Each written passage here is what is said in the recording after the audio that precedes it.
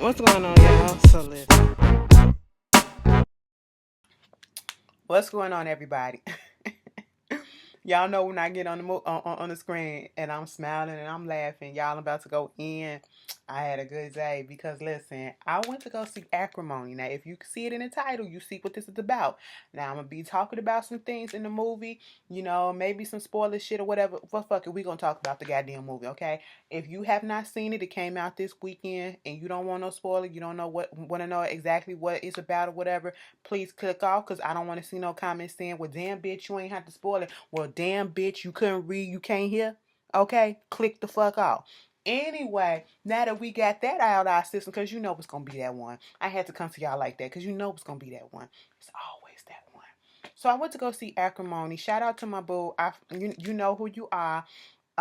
He hit me up on Twitter like, listen, you gotta go see Acrimony, baby. I will give you this Fandango gift card, and you gonna have to see it. I was like, oh, well, give it to me, and I thought he was joking. I said, well, give it to me, and I'll go see it tomorrow. This was yesterday, okay?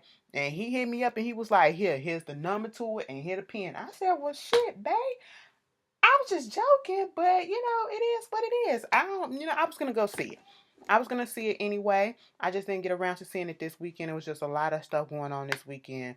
But I was gonna see it later on this week, either today or tomorrow. And then when he hit me up with that, I was like, well, fuck it. I don't want your car to go to waste, so I'm gonna use it. So shout out to you. Thank you so much because you didn't have to do it. Um, so I went to the 3 o'clock showing of it today after work, which stressed me out because I thought it was gonna be, thank God they show like 20 minutes worth of fucking previews before. The movie theater is literally right around the corner from my job, so like 5 minutes away if I took an Uber and that or a Lyft or whatever, and I did, and somebody grandpa was driving me, and my God. If you get to my job at 3 o'clock, you could have got to the movie theater at 3:05, literally 3:06 at the latest. We got there almost at 3:15 because he took so fucking long. Why? Because he was driving like a snail. I said, we are downtown, mind you. We're downtown. You can't do that. Okay, nobody was ahead of him either. Okay, it was no traffic. Why are you doing this to me? But then I get there on time or whatever. So, Acrimony. Now, let me just tell you this. When I first saw the trailer and saw the previews or whatever for Acrimony, I was like, it is like it's gonna be cute, but it probably, it ain't gonna be all that. I'm gonna be quite honest. If I'm gonna come to y'all, I gotta keep it real, okay? People have to, when you watch these things and you want your honest reviews, honest opinion, this is what you have to go through, So if somebody say something negative, it's not a diss. It's just so that you can go back to the drawing board sometimes or whatever. You can know what you need to do. That's what people need to hear, and that's what I give you, okay? Can't sugarcoat shit. I really did not think the movie was gonna be all that. No lie. I was like, Taraji, what the fuck are you doing? But okay, and I had forgot that Taraji was worked with Tyler Perry in the past on Jesus Christ. I just had a mother's love or something like that. Y'all know what I'm talking about. Mary J. Blige was in there and all that shit. Y'all know which it was one of his screenplays, one of his plays that he turned into a movie, which most of them are. I can do bad by myself. That's what it was. Okay. And so, they was in there. I was like, yeah, that is right. I have to give it to Tyler because Tyler does this all the time. He recycle players and he brings in, and I should say, recycle actors and actresses that he's worked with before. Some of them who haven't been on the screen, like the big screen, that he probably worked with on the small screen, and we haven't seen them on the big screen yet. He gives them opportunities to be on the big screen in his movies. One of those people that we saw was Ian, the guy who played Ian on If Loving You Can Wrong. If Loving You Is Wrong. If Loving You Is Wrong. And he in this movie played the grown up Devin, who was Melinda's, aka Taraji's ex-husband. Not ex-husband, ex-boyfriend. But anyway, so let's get into the movie. The movie, it was more than I thought it would be. It was, let's do this. It was simple. The script was simple as fuck, okay? The acting, some parts was like, but then I was like, I could get past it. It wasn't that big of a deal. But even though it was just, they wasn't doing too much, it was just right out there. It wasn't trying to, over, complicate the script and do all this shit. I love the fact that in the beginning we get the word acrimony and we get the definition. Then we get this word, what is it, bewildered or whatever, we get the definition. Then inexplorable or something like that, we get the definition. And then we get the range, okay? And we get the definition. So the movie literally went in acts, 4 acts, okay? And I said, bitch, what is she doing? I'm liking this shit. Right when you get into it, a word pop up, boom, and then this is this, and then explain the next scenes that come after that. It's explaining everything that's going on. And I said, well, shit, somebody did that. Somebody was playing around in the dictionary and said, let's get this right. And I said, okay, because I was like, but even though I felt like the script and stuff was simple and stuff, it was good. Like the movie was good, okay? It left me sitting there like, well, shit, I'm fucked up. Because I'm like, should I cheer for Robert? Or should I say, fuck him? Or should I cheer for Taraji? Or should I say, fuck her? Or should I meet in the goddamn middle and be like, I see both sides. And I see both sides, okay? At the beginning, I just was like, fuck him. Mm-hmm. We listening because it starts off with Taraji in the courtroom, okay? And they telling her, you can't have no communication with them. You need to stay away from them and all this stuff, or you going to get 40 days in the county jail, bitch. Okay, do you understand? Then she's sitting at the therapist's office and, she talking about the whole thing. Oh, they trying to say that I'm crazy as fuck and they up there trying to give me all this shit when that nigga should have been the one charged with this because that motherfucker was up there doing all this shit. Shout the fuck out to Tyler for y'all. They was cussing all up and through that fucking movie, bitch, and I was here for it. I was living for it. I said a bitch can't be angry without cussing. Okay, you have to throw some curse words up in there. And I'm talking about the hard hitting ones. That was like, fuck you, bitch, motherfucker, this and shit. I said, oh, y'all know that shit makes me tingle. But anyway, moving on from that.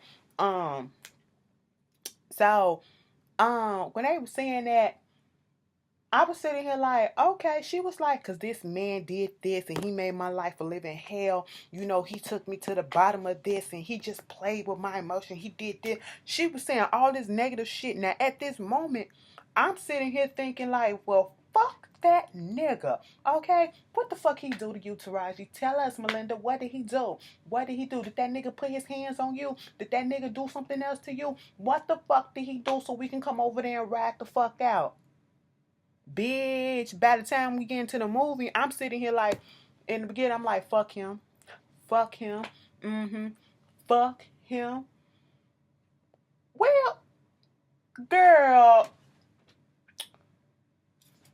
Okay, Robert. But, Taraji, girl, no, let that shit go, Taraji. Melinda. You doing too much, Melinda. He didn't mean it like, stop, calm down. That's how it was. It wasn't no longer fuck him towards the middle of the movie. It really wasn't. It took you through a few emotions, okay? I had never really sat in a movie theater and actually, because I don't like when people talk to the screen like that, but bitch, we all was sitting there like, girl, what the, Nick, bitch, if you don't get your ass up and get a job, what the fuck you want him to do? What? You better shut the fuck up, bitch, girl. We was doing that all up in the theater. I loved it. Usually that shit annoys the hell out of me. You couldn't help but do it up in this one because I was like, what? In the first few minutes when she went back and started telling everything. Now, see, we knew she was fucked up when she said, bitch, I remember every fucking day. Every fucking day. I said, girl, I can't remember what happened last week on last Thursday.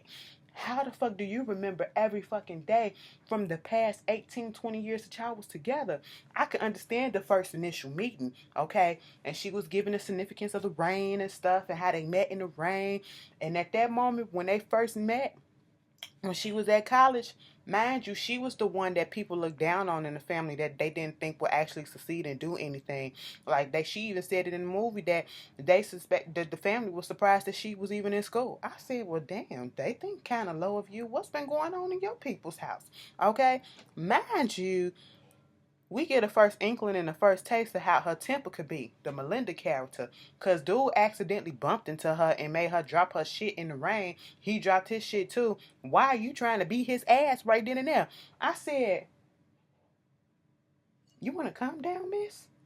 First of all, the actors that's in there, I said, the girl, I cannot remember the girl's name that played Taraji, the young Taraji. If you see her, you done seen her in a lot of other stuff. And she has grown up to be such a beautiful young girl. Okay, she is. She probably 20 something, probably almost 30. I don't know. You know, black don't crack all the time. All the time. Okay, not all the time, but most of the time I should say. She pretty young girl. The girl that played Diana, she's been on a whole bunch of shit. I don't know her name. I think I synced her. Did she show? I think she was when I went out there to yeah, I seen her. She looked the same. Very, very beautiful. But put a little meat on them bones and she'll be bomb. But anyway, but girl, you good, you good, you good. And the dude that played Robert, the grown up Robert, he played on Two Can Play That, not Two Can Play That Game. She's Gotta Have It on Netflix, okay? So that's what was happening with that one. And then like I said, Ian from If Loving You Was Wrong was on there playing the older Devin. The dude with the light skinned dude that was one of the sisters' husband as they got older, he played on She's the Man. He used to have dreads back in the day. I remember him and I remember them cheekbones and all that stuff.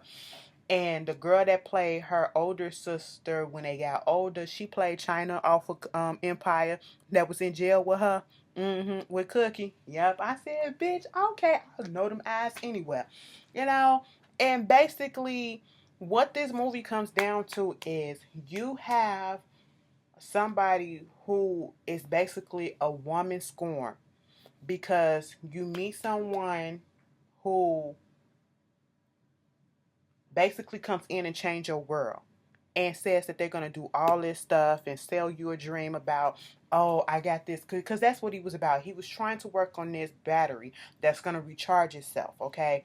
And he was like, when they got into this relationship, um if this shit goes right, we gonna make millions upon millions of dollars, and I'm gonna get you this apartment up on that top floor looking over the riverbank, and I'm gonna get us our own yacht, and I'm gonna call it the Mrs. Gale after you. I'm gonna get us the jet, going to Paris, I'm gonna get you this, get you that, and all to the good. And he was, to be quite honest and to be fair to him, see, the movie, if you look at it, the movie is kind of simple, but it is kind of complex in a way, because his character, you can see or see where the sisters will come off because they were judgmental, especially the oldest one. Mostly the oldest one can come off and say that, he was just using her for her money, that her mother left because basically that's what she did. But also, can you really say that he used her for the money? Or can you say that the girl was just naive and stupid to just keep on shelling out the money because she said stuff didn't seem right and she could have stopped it and she could have said something, but she willingly kept on doing this and doing that because she wanted to please him. She wanted to keep him. And he did cheat on her at one point and wound up getting with the bitch that he cheated on her with later on in the movie. The way that shit came about, I don't believe he ever cheated on her. This was before they even got married. Before they got married, he cheated on her. Okay, and then later on, sometimes they say when you get married, things change. And that's how it did. It changed a little bit. It changed a lot because well, not necessarily with him, but with the way their dynamic was in their relationship. And I felt like Melinda's character was just naive the whole time. She did not have anybody in her life. The sisters, she had two sisters, but they were not obviously telling her what you need to look out for and teaching her or giving her advice on certain things about what to do in a relationship. It was always down talking and being negative and stuff, especially that oldest sister, okay? And then, So she was just, it's like she was, because they was doing all of that, she tried to go against them and do what she want to do. So she like, if you telling me that he a no good nigga, I'm gonna stick it in, stick with him and show you that, prove you wrong and all this shit. I'm gonna do whatever I can for him and all of that. And that's exactly what she did, to the cost of her sanity, to the cost of her, happiness, because she loved him so much that she wanted to do for him. And you know it eventually cost her the joy that she thought she would have. Okay, it drained the life out of her because she was literally supporting this man. And they say when you get into a marriage, the man's supposed to be out there working and he's the head of the household. And how can you call yourself a man if you're not providing and you're able bodied to? She's out here breaking her back with 2 jobs and you're standing at the house trying to get this invention working for years. For fucking years, okay? Over 18 years, you're still working on this stuff and you have yet to have a steady job.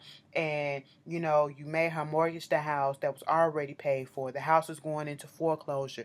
You doing all this stuff trying to get this invention and it don't even fucking work out the way that you thought it would. He thought it would hit just like that. And it comes to this whole thing where you want to be there and you want to support people because you believe in their dream. And it's not like he was out here doing dirt and doing wrong. He wasn't cheating. He wasn't fucking up. He was just so tunnel vision on this battery idea, trying to make it. And in his defense, he wanted to give her a better life. And he thought that it would come just like that, but it didn't. And I didn't understand why he did. And he was so focused on trying to get this one particular company to, listen to his idea and all this stuff.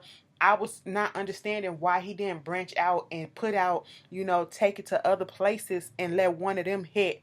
Okay. And he probably would have got on earlier, but he was just so tunnel vision and focused on his one company. And that pissed me off. Okay. And he will always give an excuse. Well, I got to do this and I got to study this just to work on this. So I can't really get a job right now, but I try.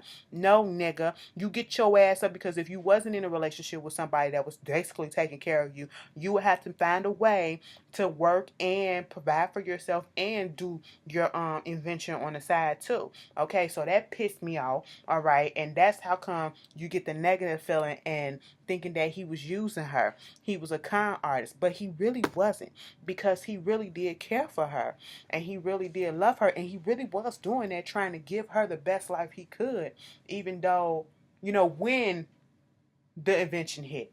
That's what it was, okay? He just didn't execute it right.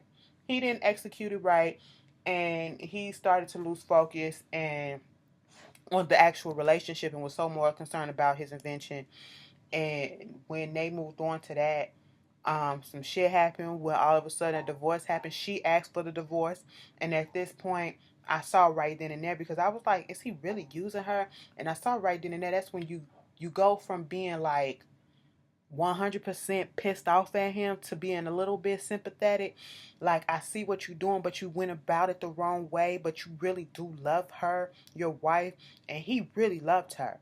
But she was just over it because she reached her limit, because it was always her that was working and doing all this stuff for years, and he barely doing anything but sitting up in that damn room working on that shit. And people reach their limits, okay? Bitch, I would have been gone. But it also goes to show that, they say you have to have a support system out there, somebody that believes in you and, that's going to always encourage you. She was trying to be that, but she was also losing her way, and she just started losing faith in him and his damn invention, okay? And it was like, it was a catch-22 at one point, because you wanted the divorce, Taraji, aka Melinda. You got the divorce, okay? And he almost had an opportunity to get in this program, this company, but he held out for more, okay? And eventually it hit. Y'all was already divorced.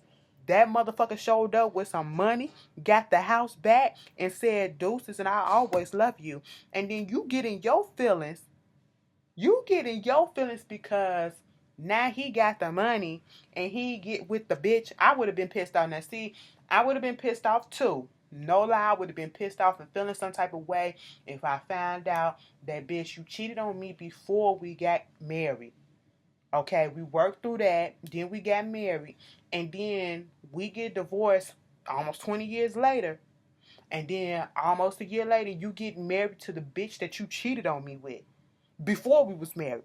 Now, see, that was fucked up, and see, that just shows a different dynamic of it because you have Diana coming in at the end, and she's already established, okay? She wasn't waiting on nobody to do nothing for her. She didn't lock herself down, you know, and so therefore, she's already her own boss, in a sense. She don't need no man to take care of her, okay? But then, so that allowed her, in a sense, to be what he needed at that moment. And what he needed was somebody to have faith in him and to give him a shot and to stand by his side that his invention will help hit one day. And that's exactly what happened. And she reaped the benefits. And Taraji was pissed the fuck off because her sisters was like, "You told me that you should have divorced that bitch. He ain't doing shit. He ain't this." And she was like, she showed him that check and she was like, "Y'all need to shut the fuck up. Okay, because you told me to divorce him. Now look at this shit." Now she want the old thing back because, oh, he good now. And she couldn't let it go that he done moved on. He still loved her, but he moved on. And it was just, I said, "Girl, you snooze, you lose." And it was that whole thing like, um, Rini alarm. I've been through this too long because I be damned if I see another bitch on your arm, okay? Bitch, I build you up. I built you up. And I'd be good goddamn if I see another bitch come in and reap the benefits of the hard work that I put in. That was her character and that was her point. And that's what made her lose it. But at the same time, Taraji never, it's like she couldn't think on her own. Okay? She always listened to her sisters. Alright? And you went on ahead and got that divorce, and had she stuck in there just a couple of more months, a couple of more months. That's all that it took. Maybe two, it was like 3, maybe 4 more months. She could have had that life. But she had reached her limit and she let her sisters get in her ear. And she thought that she can come back into his life. And then when she found out that he was like, "No, no, no, this my fiance right here," she was over it. Okay? She just couldn't get out of it. Her mind just went elsewhere. Like, I went through all this shit. You took all this money and stuff from me. You took my time. You took my youth. I can't even, oh, wait till y'all see. I'm not going to say this part, but y'all know in the beginning when she called him cheating, that whole scene fucked me up too. Because, and that's probably what was playing on her too. Like, girl, she ain't got nothing to give you at the end of the day. Like, it was just a lot. Um, she was stalking the bitch.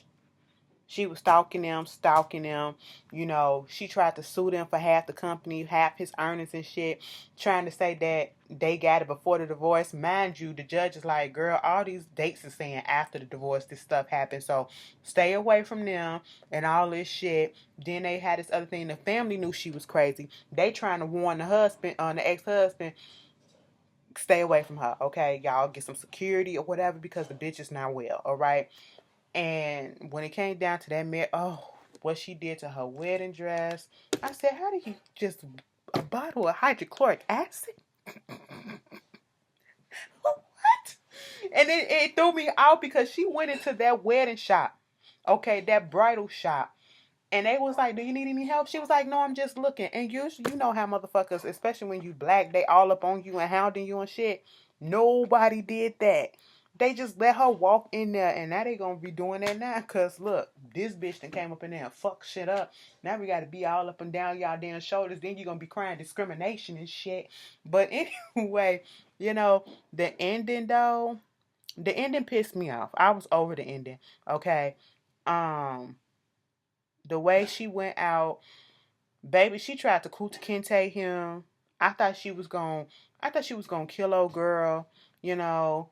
But at the end, I guess the moral of the story is you let your pain and you let your grief and your rage and your shoulda, coulda, wouldas just build up inside you until it explodes. And then it explodes in a negative way to the point where it's gonna cause you more hurt than it caused the other person. And that's exactly what it did to Raji's character. The movie was good. I could have did without a certain part of the ending. I was like, that was a little cheesy. That was a little corny a little bit. But at the end of the day, I was just sitting there like, ain't this about a bitch? Try to Melinda, get your shit. See, girl, y'all gotta. Ooh. You know, and it's some people, it pissed me off and it had me so conflicted because I done seen some shit like this, all right? Where some people just can't let go and they regret the decisions that they made. They're like, man, damn, I was sticking by his side. I did believe in him and I did believe in her, but, after a while when shit stopped happening or whatever, bitch, this can be related to the Bible and stuff, the stuff that be happening in the Bible. You gotta have faith of a mustard seed, bitch. You have to have fucking faith, okay? You had them when many examples in the Bible where people kids was being taken away from them and people kids, oh, do you believe in me and all this stuff, and the whole thing with Job and his whole story, and then they continue to have that faith. It seems like they lose faith a little bit, but then they get that faith back and then they get rewarded. She lost faith. She lost faith in her man and she never regained that shit back. And she lost her spot. Baby, this movie was good. This is deep. Y'all put down in the comments how fucking far y'all willing to fucking go. Y'all ever got y'all know some people that ever got psyched out and deranged in the mind over a nigga or a woman, okay? Y'all ever went that far, or how far did you go? Did you ever do something to be with somebody and you just gave up a little bit too soon? Or can you relate? And let's get down to the business. Whose side was you on? Was you A, saying fuck Roberts from the beginning to the end? Or was you saying B, fuck Taraji from the beginning to the end? Or was you like, I can see both sides. I can see all sides in this shit. Put it down in the comments and tell me how y'all felt about this. Like I said, if you didn't see the movie and you watched this whole video and you listened to this whole thing, don't get in your feelings, okay? It is what it is. Y'all tell me how y'all feel, and I'll see y'all later on tonight. Peace.